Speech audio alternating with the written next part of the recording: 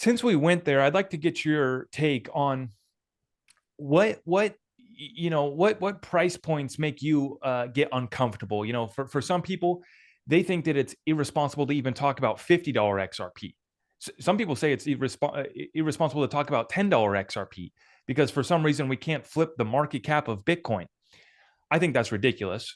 And I think that we can talk about 3, 4, and 5 digits because even if we're halfway wrong about all of our theories and analysis on where XRP is going to go, what role it's going to play, I still think that for the basic on-demand liquidity, replacing Nostro Vostro accounts, all of the DeFi that's coming to the XRP ledger is going to take us to at least I believe over the next 5 years or so.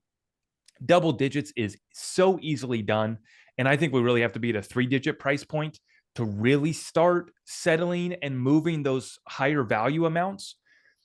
Where are you at with XRP price predictions and where we get uncomfortable? What's irresponsible?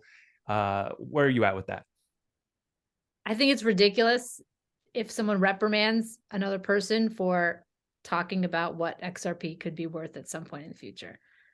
I mean, that's one of the things I enjoy about our free speech society is if I want to speculate in fantasy land in my head that I think XRP could be worth $10,000 a token one day, I'm free to do that.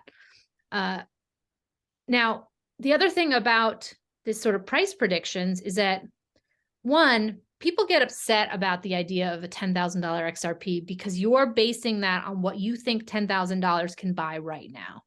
We are on a fast track to serious inflation, and there's no guarantee that in 3 years, $10,000 buys you even a beat up old Toyota Corolla. Like, the value of the dollar has been slipping considerably. So let go of this idea of what you think fiat is worth and think more about what are other ways that you could protect your own sort of wealth. I mean, this is one of the things I do love about the Bitcoin community is they really woke a lot of people up about fiat and the scam of fiat. And I think the Bitcoin Standard and Safadine Amos, I probably didn't say his name right, his messages about how much corruption and scams the fiat world has funded, I think is amazing to wake up all those people. And this idea that we can't talk about a high price of XRP because you're pricing it in fiat, I think is a silly thing to say. I think the price could be huge depending on the long-term vision of this. I mean, Bitcoin went up to 60K a token like a couple months ago. I bet you a couple years ago, if you'd said Bitcoin's going to be $60,000, people would have thought you were insane. How is that any different than saying that XRP could be worth 60,000 a token? People get upset because of the market cap.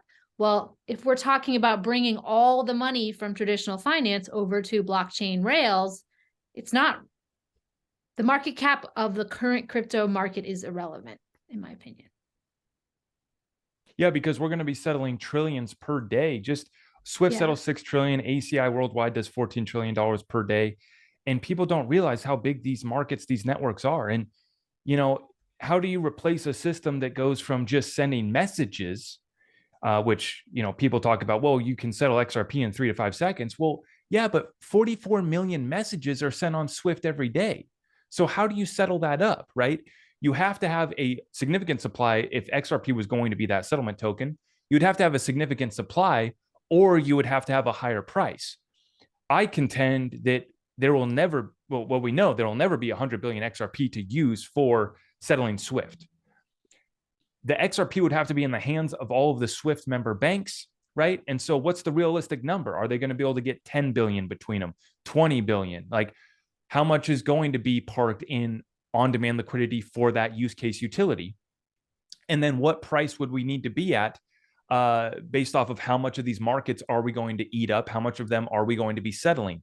So I love your take that it's silly to talk about these prices